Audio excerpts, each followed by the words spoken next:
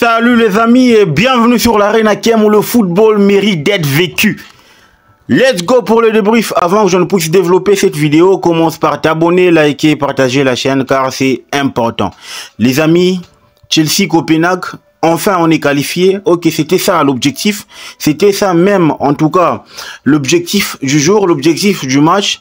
Même si en tout cas il y a beaucoup de choses à dire par rapport à la configuration actuelle de cette équipe de Chelsea, par rapport à la prestation actuelle de cette équipe de Chelsea, on se rend compte que depuis, en tout cas, le Boxing Day, depuis la deuxième partie de la saison, Chelsea a complètement oublié son identité, Chelsea a complètement oublié, Maresca a complètement oublié ses idées, Maresca a complètement chamboulé les choses et on se rend compte que malgré les excuses pour dire qu'il y a des blessés, des malades, etc. Mais on se rend compte d'une chose, que ce Chelsea-là ne parvient plus à convaincre. Que ce Chelsea-là ne parvient plus à imposer de son rythme, à imposer de sa stratégie.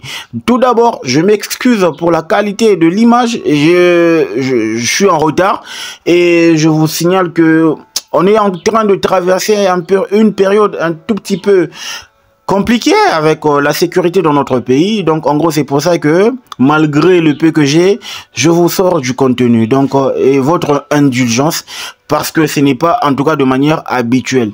Donc, on a vu un Chelsea face à Copenhague, les amis. Chelsea-Copenhague, c'est le jour et la nuit. En première période, tout comme en deuxième. Parce que, quand on va regarder la manière avec laquelle Chelsea commence son match, on se rend compte que Chelsea a complètement laissé le ballon, complètement laissé le jeu à cette équipe de Copenhague. Et c'est Copenhague qui a fait le jeu, c'est Copenhague qui a en tout cas mis mal à l'aise cette équipe de Chelsea dans toute la première période. C'est en tout cas inadmissible, c'est complètement l'opposé de ce qu'on pouvait imaginer, de ce qu'on pouvait s'attendre avec cette équipe de Chelsea. Mais on s'est dit, où est partie l'identité de Chelsea? Moi, en tout cas, c'est pour ça que je vous dis, les premières périodes de Chelsea, j'ai cette envie-là de dormir. Je ne prends aucun plaisir, aucun. Quand je vous dis aucun plaisir depuis le début de la deuxième partie de la saison de cette équipe de Chelsea, je ne prends aucun plaisir. Maresca m'a complètement ôté la joie, le bonheur que j'avais pour cette équipe de Chelsea. En tout cas, on est trop ennuyeux, on est trop ennuyant. Et moi, je pense que d'une partie, le joueur ne joue pas à leur poste naturel. Les joueurs ne jouent pas en tout cas avec joie. Parce que quand vous allez regarder la performance collective en première période, vous vous rendez compte que le gars Maresca commence avec les enfants qui en tout cas pour la plupart n'ont pas joué à leur poste. Je parle de Achampong, je parle de Kiernan Drosberry Hall, je parle de Pedro Nieto. C'est vrai, avec Pedro Nieto, on est en train de bricoler, ok, le gars, il est en train de sortir un match. Mais c'est pas un match qualitatif, c'est un match physique de sa part. Lui, il est là, il court. C'est en tout cas le point positif que Maresca adore. Il joue en pointe, mais il est capable de descendre pour chercher le ballon, organiser le jeu, courir, mettre le pressing sur les défenseurs, mettre mal à l'aise les défenseurs, etc. C'est ce que Maresca adore. Mais qualitativement parlant, c'est vraiment pas un bon neuf. Kiernan Drosberry Hall, pourquoi vous le faites jouer en 10? Pourquoi le faire jouer en 10? Pourtant, c'est pas un 10. C'est un milieu relayeur ou un milieu excentré. Ok. Et aussi, par rapport au standard que propose Chelsea, Kiernan Drosberry Hall n'a pas sa place au sein de cette équipe. Mais malheureusement, avec Maresca, c'est vraiment l'entêtement. C'est vraiment un gars qui est en train de croire en ses idéaux que... Moi, je pense que Maresca est en train de s'inspirer de l'équipe de José Mourinho lors de la Barclays English Premier League version 2015. Souvenez-vous, on a basculé en deuxième partie de saison et c'est là que les journalistes ont commencé à nous appeler le Bored Chelsea ou le Boring Chelsea. L'équipe qui, en tout cas, a complètement abandonné son jeu pour pouvoir être une équipe qui joue uniquement pour le résultat. Et on a vu la cause. Aujourd'hui, Chelsea Son sort, 1-0, but marqué par Kiernan Dewsbury Hall, qui en tout cas n'était vraiment pas le gars approprié, qui n'était pas vraiment dans son match, dans son mood. Parce que vous imaginez la première période, les amis, 0 tir cadré. Pour une équipe qui se veut aller loin en première ligue. Une équipe qui se veut aller loin. Ça me rappelle le match de Ipswich. Hein? Ça me rappelle sérieusement ces genres de performances. Donc vous vous rendez compte que là, on est en train de parler de Chelsea.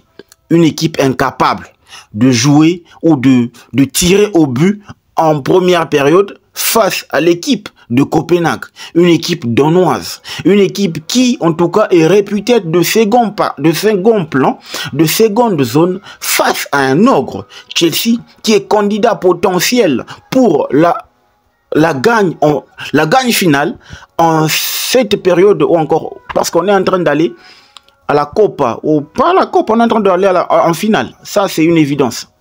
Les amis, moi, je pense qu'il faudrait qu'on mette les choses au clair. Maresca, il a complètement abandonné ses idéaux. Et Maresca veut à tout prix des résultats pour boucler sa saison et sauver sa peau. C'est ce que Maresca a complètement commencé à faire. Parce qu'on ne va pas être beau jusqu'à la fin de la saison.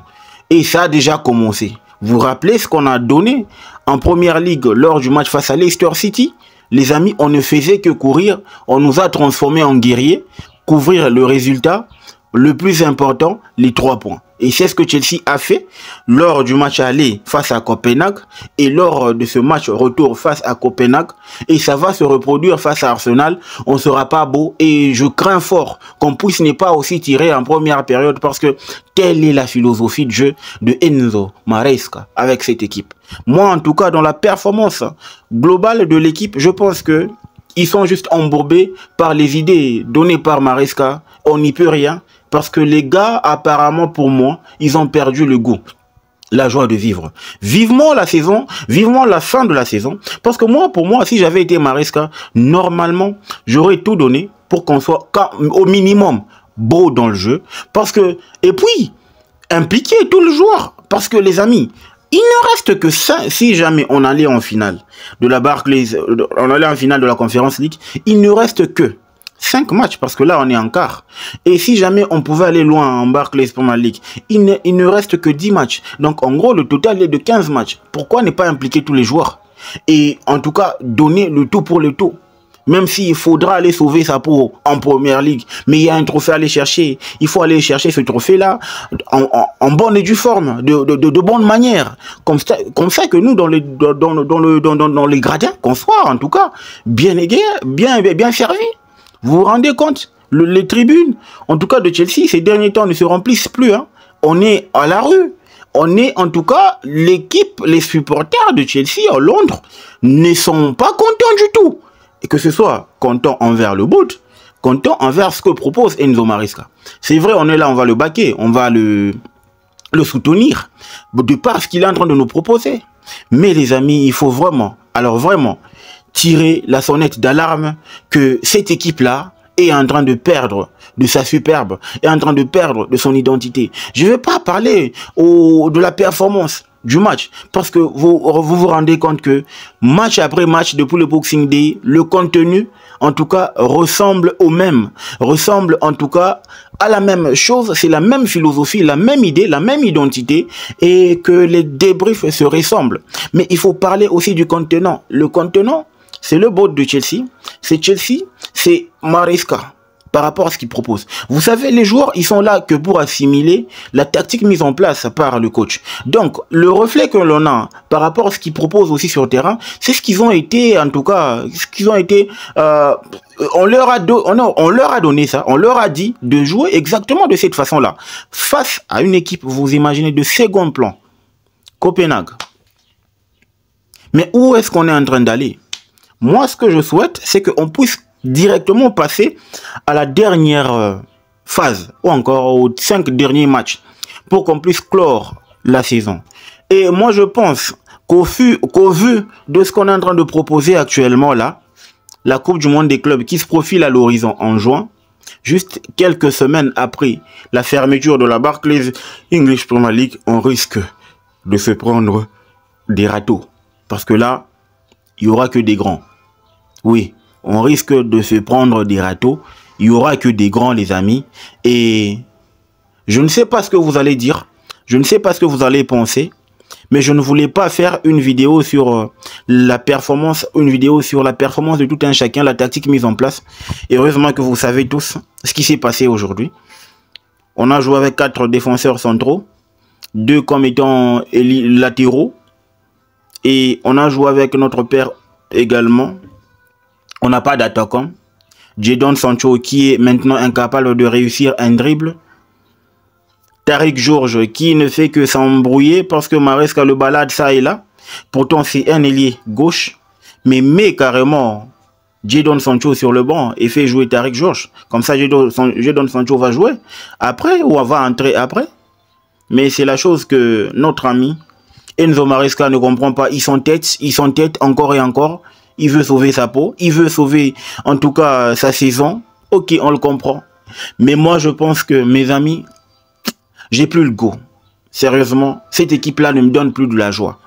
Vivement la fin de la saison pour qu'on puisse voir clair lors du début de la saison, de la nouvelle saison. Dites-moi ce que vous en pensez en commentaire. On est qualifié, c'est vrai. Mais il y a beaucoup à dire, beaucoup à redire. Le football mérite d'être vécu. Ciao.